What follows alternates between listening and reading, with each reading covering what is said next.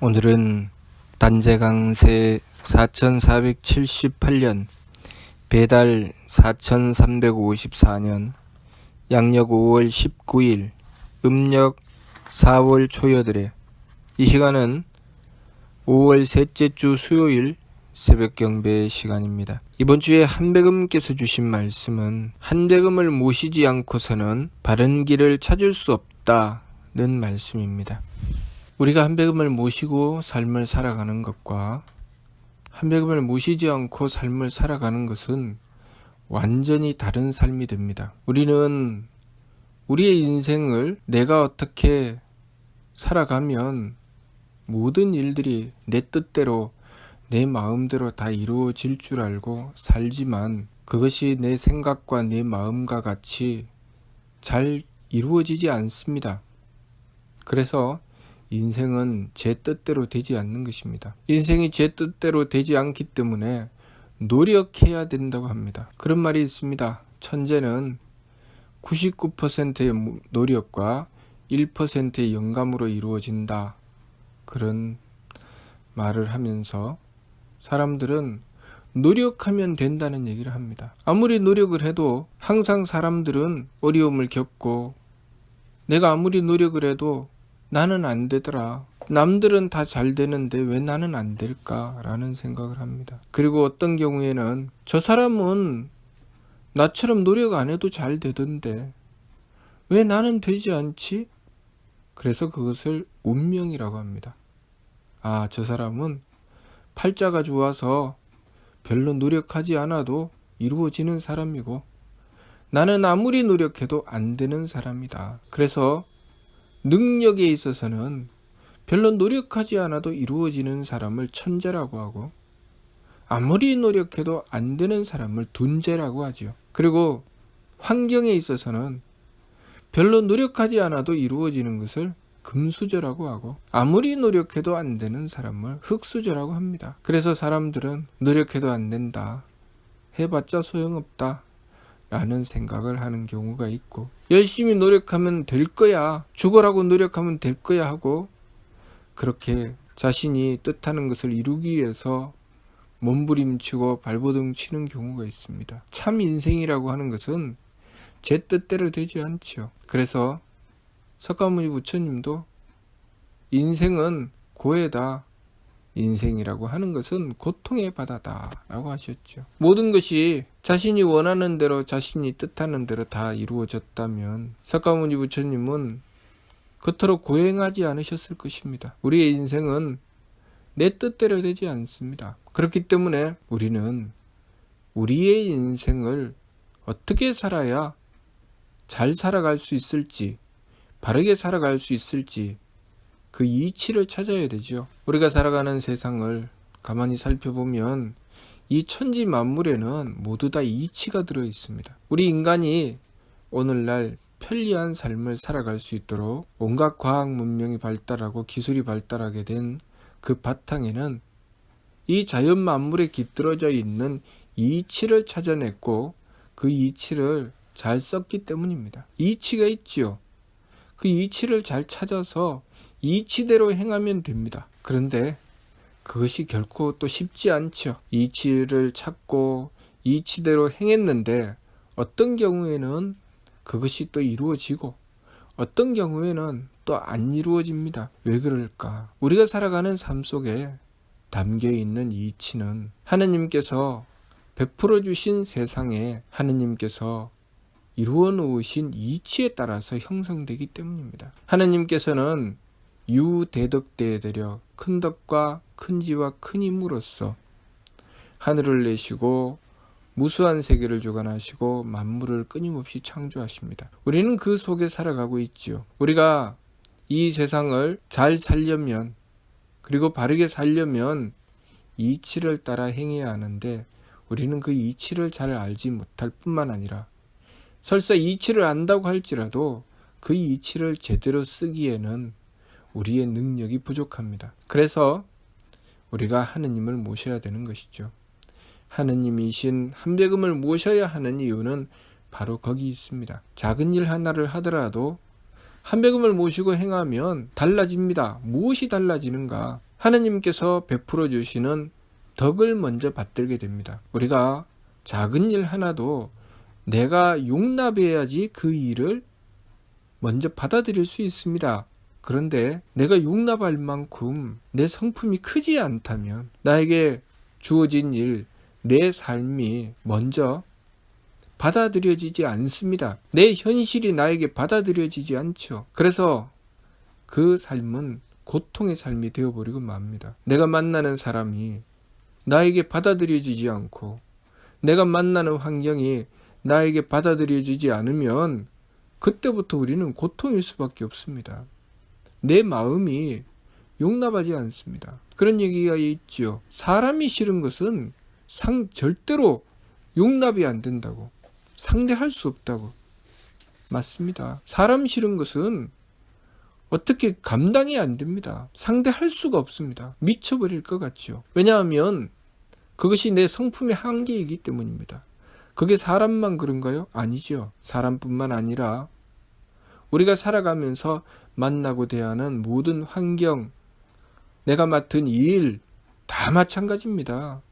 제일 먼저 내가 용납하지 못하면 나머지는 아무것도 안 됩니다. 용납을 해야 되죠. 내가 먼저 마음으로 받아들여야 그 다음에 노력도 있고 그 다음에 내가 이것을 어떻게 해야 되나 찾아 들어갈 수가 있지요. 공부하는 학생도 내가 먼저 공부를 하려고 하는 마음이 있어야 노력이라는 게 있습니다. 그런데 마음조차 나지 않는데 그 사람이 내가 어떻게 노력하지? 무엇을 하지? 있을 수 없습니다. 보통 이런 경우가 있죠. 부모님은 내 자식을 잘 가르쳐서 의사를 만들겠다. 판사를 만들겠다. 잘 가르쳐서 과학자를 만들겠다. 꿈이 있습니다. 그렇게 잘 가르치려고 하는데 내 자식은 거기에 마음이 없습니다. 의사의 마음이 없고 판사의 마음이 없습니다. 내 자식이 꿈꾸는 것은 가수가 되고 싶어 합니다. 가수의 마음이 있는데 의사를 시키려고 하면 의사가 됩니까? 절대로 안 되죠. 그 아이가 용납하지 않습니다. 마음을 내지 않죠. 그것은 어찌할 수가 없습니다. 그것은 부모와 자식의 관계만 그런 것이 아니라 내 인생이 다 그렇죠. 우리의 인생이라는 것은 다 그렇습니다.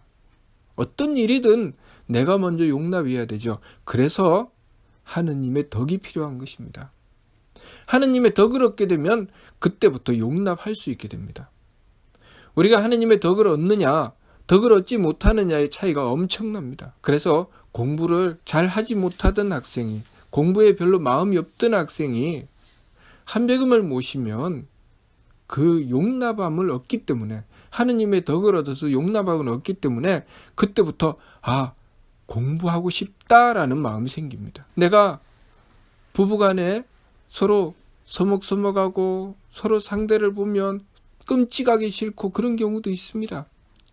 그런데 하느님을 모시고 한백음을 모시고 원도하면, 한백음의 덕을 입게 되면 상대를 용납하게 됩니다. 이해할 수 있게 되죠. 그래서 상대를 이해하려고 그때부터 노력하기 시작합니다. 이 용납이 안 되면 노력 자체가 안 됩니다. 아무것도 안 되죠.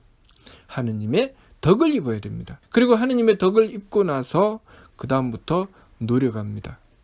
이해하려고 노력하죠. 그것이 일이 되었든 사람이 되었든 나에게 다가오는 운명을 이해하려고 노력합니다. 그런데 이해가 잘 안 되죠. 도대체 어떻게 된 건지 도무지 알 수가 없습니다. 하느님의 지혜가 필요한 것입니다. 아무리 궁리해도 모릅니다. 코앞에 갖다 놔줘도 모릅니다. 도무지 이해할 수가 없습니다. 몇 날 며칠을 고민을 해도 이해할 수 없습니다. 그런데 하느님의 지혜를 얻으면 한순간에 번쩍하고 이해가 됩니다. 하느님의 지혜를 얻었을 때는 그 이해하는 정도가, 우리가 책을 보거나 공부를 할 때 그것을 일일이 다 따져보고 외우고 살펴보고 그렇게 해서 이해하는 수준이 아닙니다. 하느님의 지혜를 얻게 되면 아주 입체적으로 한순간에 그 모든 것이 한꺼번에 이해가 됩니다. 이것은 일반적인 차원하고 차원이 다릅니다. 예를 들면 작곡가가 무엇인가 곡을 작곡하고 싶은데 영감이 떠오르지 않아서 작곡을 할 수가 없습니다. 그런데 어느 한순간에 영감이 탁 떠오르면 아무리 연구하고 노력해서 이리 따지고 저리 따져도 안 되던 것이 한순간에, 정말 번쩍하는 순간에 그 엄청난 곡이 그냥 머릿속에 바로 들어옵니다. 바로 이해가 되죠. 그것이 하느님의 지혜입니다. 하느님의 지혜를 받으면 한순간에 해결이 되는 것입니다. 건물을 짓는 건축가가 집을 지으려고 아무리 노력하고 애를 써도 도무지 이 건물의 구조를 어떻게 해야 될지 모릅니다. 아무리 연구를 해도 계산이 나오지 않습니다. 그런데 하느님의 지혜를 받으면 한순간에 그 모든 설계가 다 나옵니다. 그것이 하느님의 지혜입니다. 그러니 우리가 하느님의 지혜를 받아야 삶을 바르게 살아갈 수가 있죠. 길을 열어나갈 수가 있습니다. 그래서 하느님의 지혜를 받고 이해를 했는데, 이해를 한다고 해도 내가 실천하지 못하면 아무 소용이 없습니다. 내가 실천을 하려고 하니까 무엇이 필요합니까? 내가 능력이 있어야 되죠. 내가 머릿속으로는 온갖 계산이 다 됐습니다. 아, 이렇게 하면 되겠구나.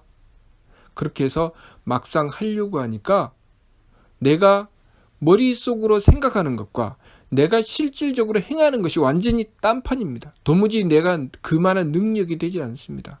또는 내가 지도자가 되어서 한 회사를 이끌고 간다거나 또 내가 한 팀을 이끌고 가면서 지시를 하고 뭔가 함께 움직여서 일을 해야 되는데 그 팀이 도무지 따라가지를 못합니다. 어떻게 해야 되는가? 하느님의 힘을 받아야 됩니다. 내가 일을 해서 이루어낼 수 있는 능력도 하느님의 대력, 큰 힘을 받게 되면 내가 하느님께 받았던 그 지혜를 가지고 얼마든지 유능하게 그 일을 이루어 나갈 수 있습니다. 그런데 그 능력을 받지 못하면 머릿속은 뻔하게 계산이 되는데 그 일이 절대로 이루어지지 않습니다. 그래서 우리가 한배금을 모시는 삶과 한배금을 모시지 않는 삶은 완전히 하늘과 땅처럼 다릅니다. 문제는 우리에게 있어서 제일 중요한 문제는 어떻게 하면 한배금을 모실 수 있느냐죠. 우리가 정성 들여야 될 것은 바로 그것입니다. 한배금을 모시기만 하면 대덕과 대혜와 대력을 받아서 우리 인생의 문제가 해결이 되는데 문제는 어떻게 하면 한배금을 모실 수 있느냐인 것입니다. 그것을 위해서 우리가 정성 들여야 되죠. 그러면 어떻게 하면 한배금을 모실 수 있는가? 끊임없이 한배금께 맞추어야 됩니다. 끊임없이 내 마음대로 하지 않고 내 생각대로 하지 않고 내 몸 편한 대로 하지 않고 한배금을 모시기 위해서 정성 들이고 한배금의 뜻에 맞추기 위해서 정성 들이고 그렇게 노력해야 됩니다. 작곡가가 그 곡 하나를 영감을 받기 위해서 온갖 노력을 다하고 몇 날 며칠 때로는 몇 개월씩 몇 년씩 정성을 들이죠. 그것이 무엇인가? 결국 하느님을 모시기 위한 정성입니다. 하느님을 모시기만 하면 한순간에 해결되는 문제가 하느님을 모시지 못하면 해결이 되지 않기 때문에 하느님을 모시기 위해서 그렇게 정성을 들이는 것입니다. 우리가 우리 삶의 관건은 무엇이냐? 한배금을 모시느냐 모시지 못하느냐가 관건인 것입니다. 그래서 한배금을 모시기 위해서 지감, 조식, 금촉의 세법을 힘써 행해야 되는 것이죠. 지혜로운 사람은 항상 노력합니다.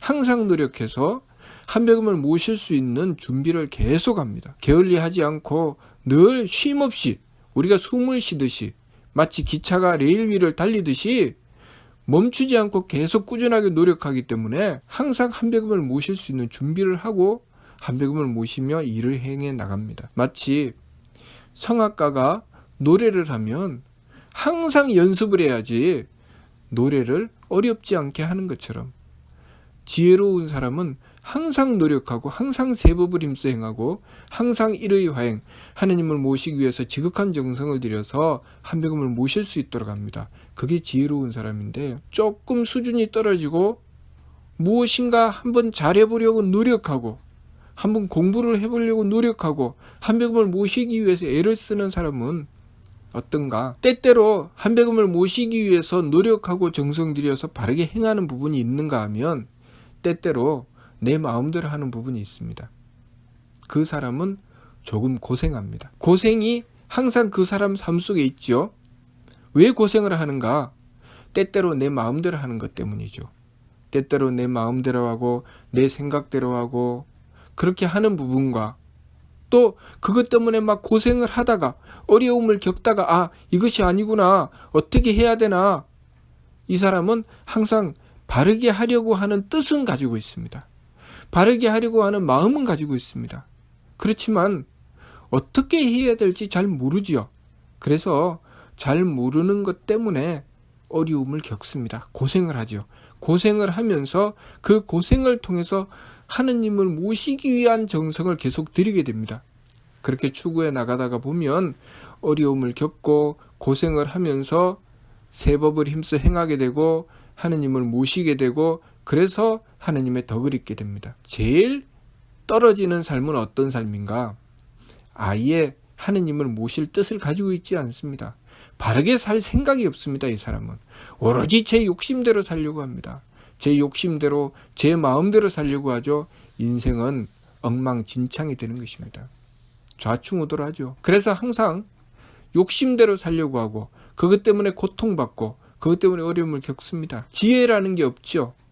그래서 지혜롭게 무엇인가를 이루어 나가려고 하는 것이 아니라 어떻게 하면 요령으로, 어떻게 하면 내가 손해보지 않고 남만 손해를 끼치면서 내 것만 챙길 것인가만 추구해 나갑니다. 어떻게 하면 나는 노력하지 않고 상대의 노력으로만 내 것을 얻을 것인가만 추구해 나가죠. 그렇게 되면 그 사람의 삶은 어떤가? 하느님의 덕과 지혜와 힘을 얻지 못하기 때문에 덕이 없는 삶은 괴로운 삶입니다. 어떻게 괴로운 삶인가? 내가 하고 싶은 것만 나에게 주어지지 않습니다. 내가 하고 싶은 것은 여기 있고 나에게 주어져 있는 것은 저기 있습니다. 그래서 내 인생이 항상 목마른 사람이 갈증을 느끼는 것처럼 늘 허전함을 느끼고 괴로움을 느낍니다. 항상 욕심 때문에 전전긍긍하면서 세상이 너무나도 원망스러운 삶을 살게 됩니다. 그리고 무엇인가 자기가 원하는 것을 하려고 하는데 도대체 어떻게 해야 될지 방법이 나오지 않습니다. 그래서 별 이상한 짓을 다 하지만 잘 이루어지지 않죠. 그리고 설사 방법을 알았다 할지라도 그것을 하려고 하면 여기서 막히고 저기서 막히고 일이 계속 꼬입니다. 그래서 계속 어려움을 겪는데 그것을 알지 못하고 이 사람은 그 모든 것을 남 탓을 하면서 살아갑니다. 그래서 자신이 가장 잘나고 자신이 가장 잘하며 자신이 가장 대단하다는 착각 속에 살아갑니다. 그렇지만 자신의 내면을 들여다보면 그냥 지옥입니다. 사는 것 자체가 지옥이죠. 그래서 이 사람의 생각은 이 세상은 지옥이다. 이 세상에 사는 이들은 다 악마다. 이 세상에 살아가는 사람들은 다 도둑놈이고 나쁜 놈들이다. 이렇게 생각을 하며 삶을 살아갑니다. 인생이 결코 행복할 수 없습니다. 우리는 어떤 삶을 살아야 될까요? 어떤 삶을 사는 것이 가장 잘 사는 것일까요? 한배금을 모시기 위해서 항상 노력하고 정성 들여서 늘 한배금을 모실 수 있는 준비를 하고 있고 그래서 늘 하느님의 덕과 지혜와 힘을 받는 삶, 그런 삶을 살아가는 것이 가장 행복한 삶입니다. 그러니 우리가 우리의 삶을 어떻게 살아야 가장 행복한지 그 바른 이치를 깨닫고 늘 한배금을 모시기 위해서 노력하고 정성 들여야 합니다.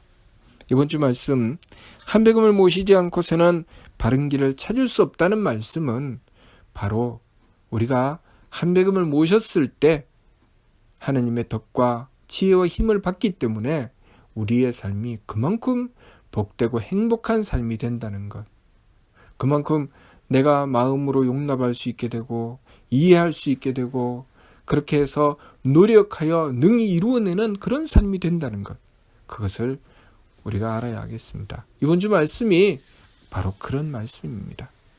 무슨 뜻인지 이해가 됩니까? 마치도록 하겠습니다.